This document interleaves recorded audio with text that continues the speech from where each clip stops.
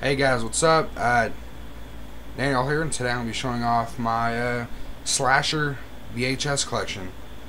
I'm not going to be showing off, like my Halloweens, my Friday the 13th, so on and so forth. Those get repetitive and boring, everybody's seen those. I'm going to try to show off, the other tapes, the other films that don't get really talked about that much. Of course, there are going to be some in here that do get talked about, but whatever. So let's go ahead and get into it. First, we have I only own like 3 or 4 cut boxes. I own 3, I believe, and 2 of them are slashers. But the first one is The Prey. This film is pretty bad. I'll probably watch it one more time and be done with it. I actually did a review of that on my old channel. Oh, and to answer a quick question, because I did get asked this a lot when I had my old channel, because a lot of my subscribers were DVD collectors. I do own a lot more DVDs than I do VHS, just so you guys know. I just talk about VHS more because obviously I feel like it's a better format. But anyways, up next we have a Spanish slasher film. It's called Savage Lust. This actually wasn't cut when I first got it, but I cut it. I kind of regret it, but at the same time, this spine right here was falling apart, and it was held on by like that much tape, and I was just like, just ran my finger across it, and it just fell apart. And actually, this is my first tape I ever fixed, because this tape didn't work at all.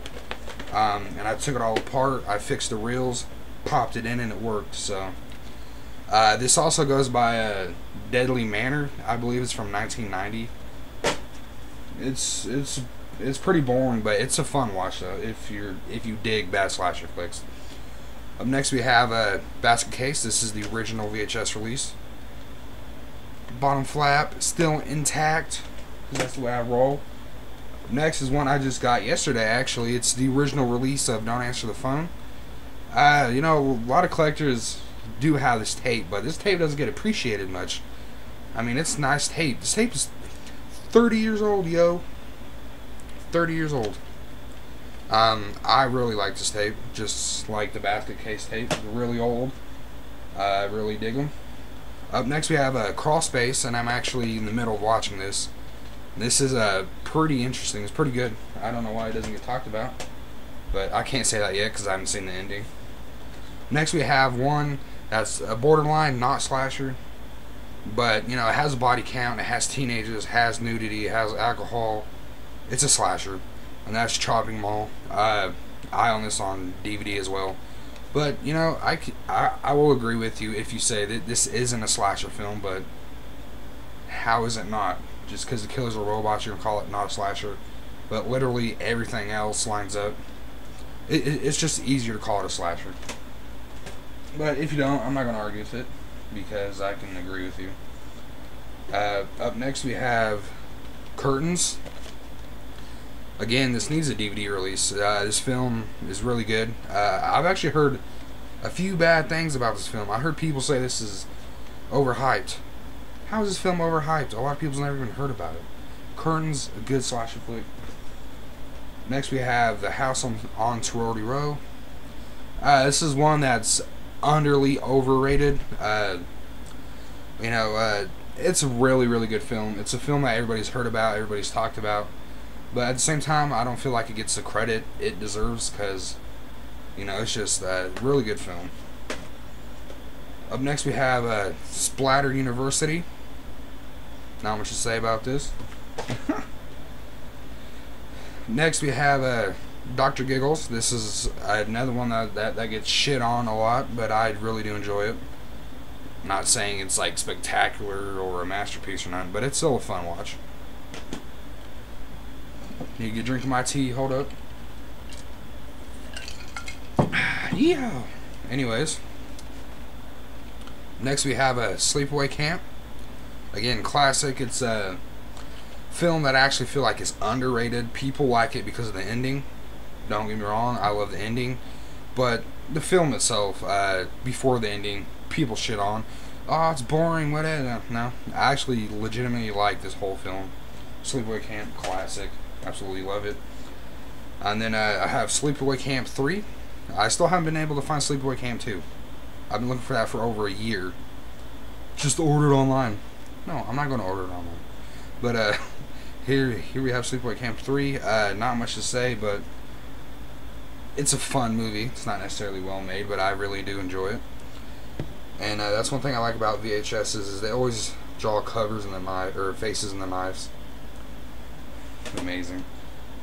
Up next we have Cutting Class, Brad Pitt's first movie, I believe. Next we have City in Panic. Then I have the original Child's Play release. That's the only reason I still have this is because it's the original release. It's my second favorite horror film of all time. Up next we have April Fool's Day. I again really love this movie. The first time I saw this, I didn't hear any recommendations or nothing. I picked it up without. This was before I started doing. No, it was the remake. Sorry, I seen the remake. I picked that up before I really started collecting. It actually surprised me.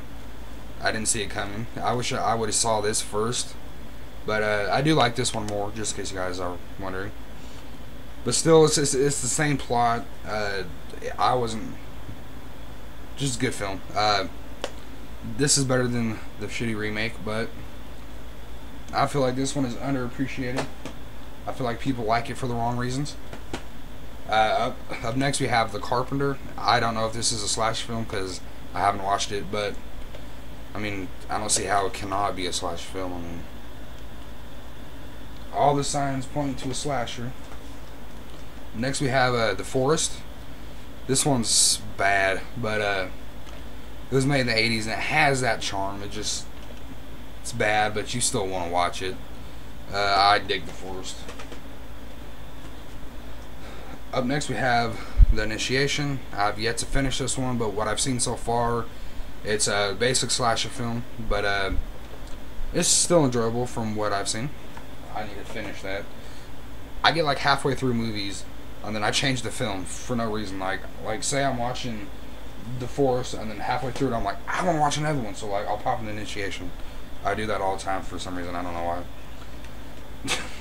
But next we have Bad Dreams. Again, a good one. Up next we have like a pre-slasher film. Alice Sweet Alice. This came out before the slasher craze was like blah. Again, a good 70s flick. Up next we have Graduation Day. I need to hurry up because we're already 8 minutes in. Damn. Next we have Alone in the Dark. It's a good one. This one has Donald Pleasance in it. That has a DVD release. I'd recommend that. Up next we have Slaughterhouse. A good late 80s slasher. It's so much fun. Again, here we go with another good late 80s slasher. We have Offerings. It's a Halloween ripoff, but it's damn good. Next we have The Funhouse. Underrated Tobe Hooper film. I love it. Up next we have The Burning. It's one of my personal favorites. I need to get the clamshell VHS of that, but I found that locally, of course. But I will get it if I come across it in the wild. Up next we have Mother's Day. Guilty pleasure of mine. Some people will not call this a slasher film, but we have Uncle Sam. It's been years since I've seen this, but I'm pretty sure it's a slasher. From what I remember, he comes up from the grave like a zombie, and he goes around killing people who doesn't like America or some reason. Or something like that, because it's been a while since I've seen it, but I could be wrong about that. I need to rewatch it. Up next we have Alone in the Dark, or A Blade in the Dark, sorry. That's the Lightning video release, and then I have the Anchor Bay Clamshell. Damn. Alright, Silent Night, Deadly Night. Hell Night. Finish this video up, and then I have all the original Nightmare on Elm Street releases. But thank you guys for watching. Stay classy and have a nice day.